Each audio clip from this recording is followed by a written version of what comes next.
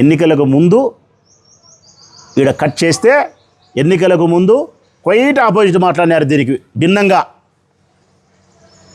మేము వచ్చే ఏదో రామరాజ్యాన్ని తీసుకొచ్చామన్నట్టు చెప్పినారు.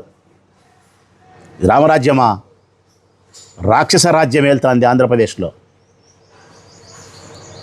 వేటినైనా క్షమించగలుగుతామేమో కానీ పేదవాడు పండగ పూట కూడా ఇంత పాయసం చేసుకొని మంచి బియ్యంతో అన్నం చేసుకొని ఒక పప్పు, ఒక తాలింపు, రసము, పెరుగు, ఇన్ని వడియాలు, మిరపకాయలు వేయించుకొని కుటుంబ సభ్యులు తల్లులు పిల్లలు కూర్చొని మాట్లాడుకుంటా తినడానికి కావాల్సిన స్థితిని కూడా ఈ రాష్ట్రంలో నువ్వు కల్పించలేదు. చూడి, ఈ ధరలు పెంచి దోసుకుంటున్నావు. చూడు, నువ్వు క్షమించాల్సిన అవసరమే లేదు నిన్ను.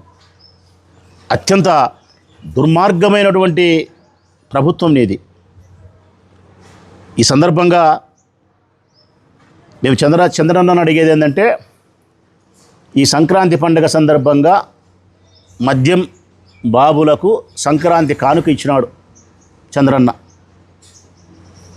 ఆడవాళ్ళకైతే నిత్యావసర వస్తువుల ధరలన్నీ కూడా పెంచి వారికి కానుక ఇచ్చినాడు.